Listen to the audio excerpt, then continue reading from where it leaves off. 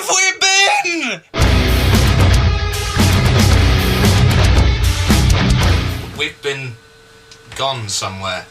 Come and go, Iowa. North Carolina. New Orleans. Walking in the woods.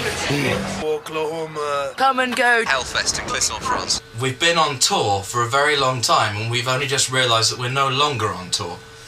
So now we've got to tap into the universal worldwide profit pit that is the physical CD retail industry. We're making a new album and this is called Parasite. But basically here we are in the studio and we're making the second album in our career. It's called Parasite for a reason because I'm really interested in the theory that, you know, you can both suffer a parasite and be one. It's basically nothing like the last album. This album's going to be a lot heavier. It's going to be a lot more approachable. It's actually got choruses in it. And I've been told that if I say diverse one more time, it's quite diverse. How diverse is it? Unfathomably. We have mastered diversity! It's more diverse! Even I'm getting angry about the fact that I keep saying diverse. It's got some incredibly different sounds on it compared to previous efforts by us. Partially because obviously we've got about 50% new band. Well, yeah, it's true. We've actually got 50% different bands. We've got from 50% different band from when we recorded Crisis Reinvention. And partly because we're better. This album is basically the sum of its parts. And suddenly we got 6 people who are well into metal. And this album is well more metal, really.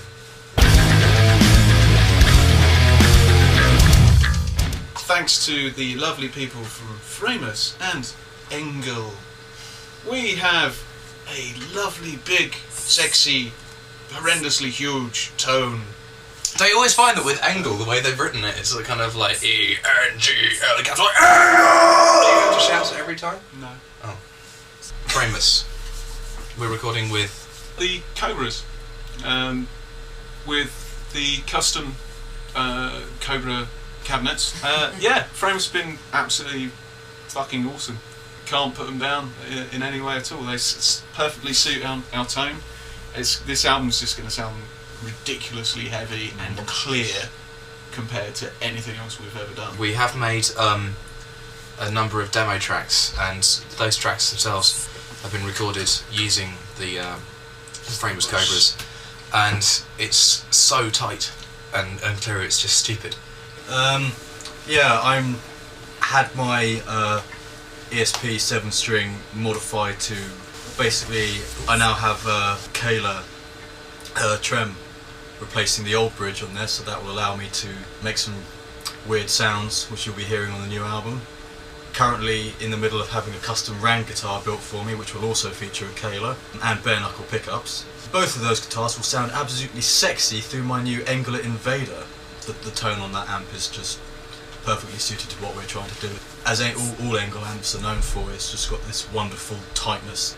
I'm really happy with the way this album's going to be sounding from a 7-string perspective. And the tone is a lot clearer. You can actually hear the notes. I mean, I've noticed that with the Warwick Vampire bass. Warwick Vampire Dark Lord BO. It's an amazing bass, sounds very good, looks great. The bass sounds good. It's great. It's a hideous growl to it now. But it's got that subsonic sort of crawl, and then it's got that punchy attack, so it gets you from all angles. It's just the best bass I've ever played. It was built for bands that basically detune, and we detune a hell of a lot. I mean, that's what we do. It's the only one that's actually handling the tonality of what we're trying to get across, and it just sounds amazing. It's just adding so much more bottom end, and you need a lot of bottom end. So coupled with the new bass, the new bass parts are quite different to the old bass parts. They're a lot more technical. They're going to be adding, a lot more bottom end. They're going to be following the drums and the guitar. The whole sound is going to be a lot more intricate. It will stand out more as its own sound and as its own instrument. And I think the bass parts will be adding to a lot of that this time round. Mapex have supplied me with the biggest kit in the world ever, which is the biggest kit they've ever made for one person at one time. John's going to go and get a bit of it now.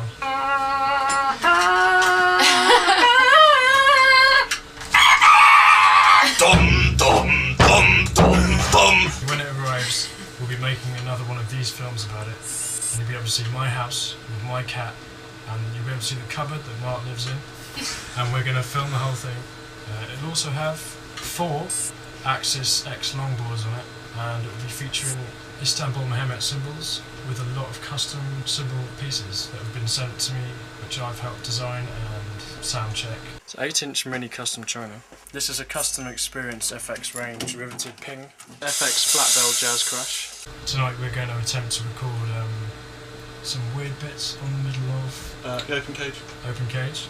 But the middly bit on that'll be that ancient drum we just cut it in, which is obviously Mapex. And we're also writing some nice tasty weird time signatures to piss off the likes of Mike Portman, Terry Bozzio and Thomas Hark. It's going to be pretty badass.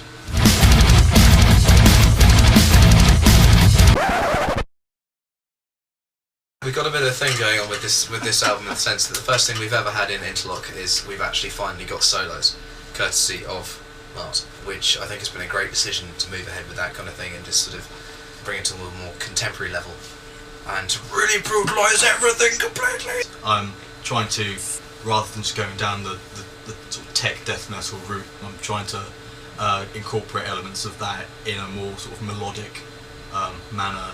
We need some hectic lead work in there, but also need to base it around a sense of melody, so I'm really happy that I'm able to put that kind of stamp on the new material that John has quite amazingly managed to craft. I think we've always felt that lead work is brilliant, but it really needs to be very much contextual to what's going on around it.